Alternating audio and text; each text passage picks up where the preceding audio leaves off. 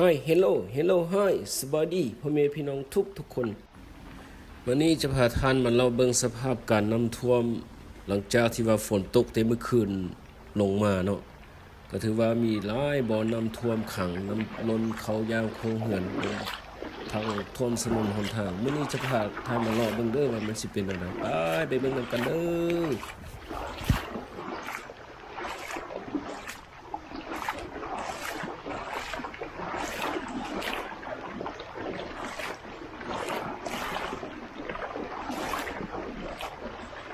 โอ้เพียงหัวเข่าพี่น้องเอ้ย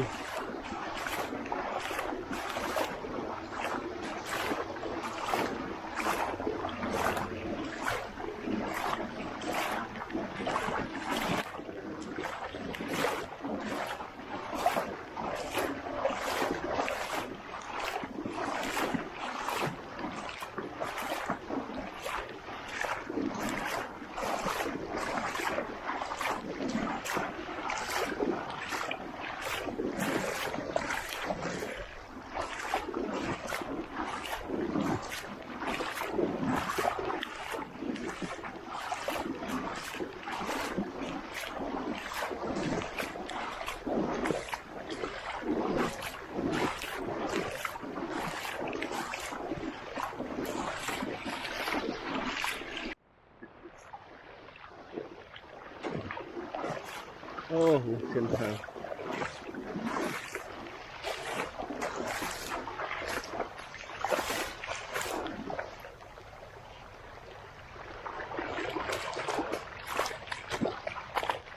เส้นทางเป็นสายน้ำเลย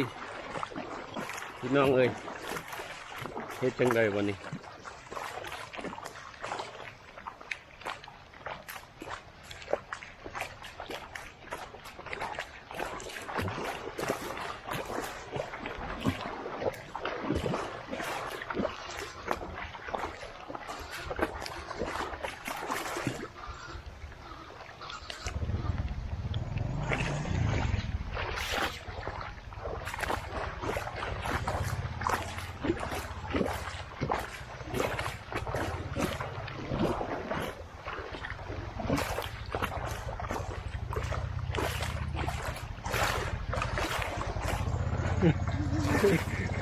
ลึกโอ้ยไปได้อยู่วะไปได้อยู่เนาะพี่น้องอันนี้เป็นเส้นทางเลยพี่น้องบ่เป็นห้วยน้ำบ่เป็นแม่น้ำได้นี่อันนี้เป็นเส้นทางเส้นทางคือกันเส้นทางตัวนี้ยังลึกเพียงหัวเข่าพุ่นนะ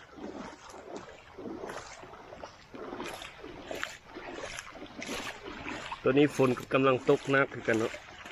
ยังบ่คาดเม็ดเลยฝนจะมาเบิ่งนำกันสิมาอัปเดตนำกันเป็นระยะไปเนาะว่ามันสิเป็นจังได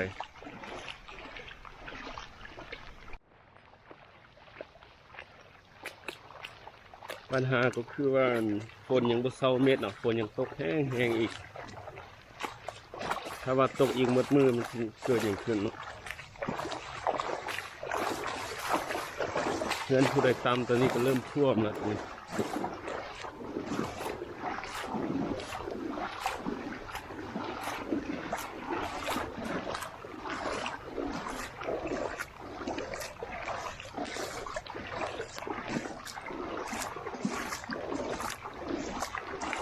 โอ้ใครเตะเฮือนสูงเนาะ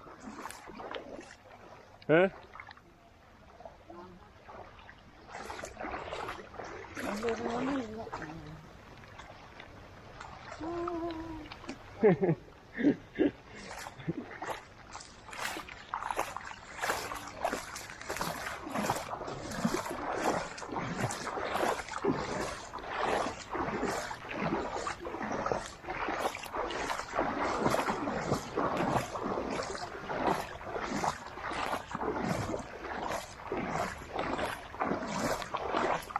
โอ้เหมาะแก่การตึกกระดุงขนาดนั้น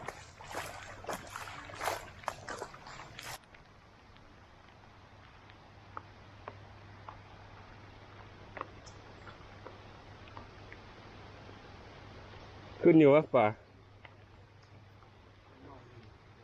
ตามน้ำไม่ได้ อืมมันกว้างพุ่นเนาะ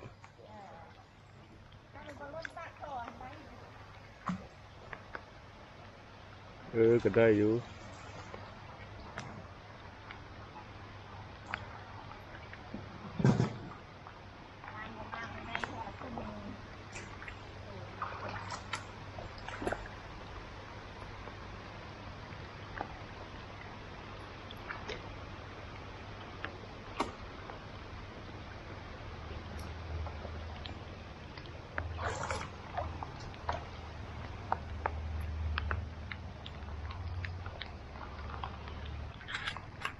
โอ้ถึงเหี้ย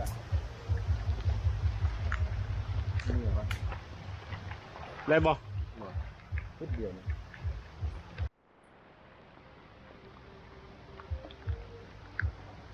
เราต้องเป็นปลานา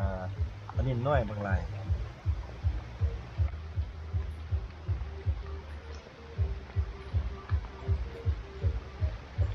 พุดเดียวนี่ก็ได้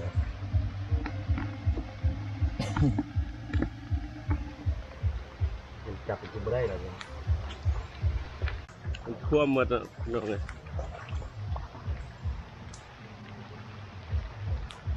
ท่วมหมดเลยท่วมหมดเลย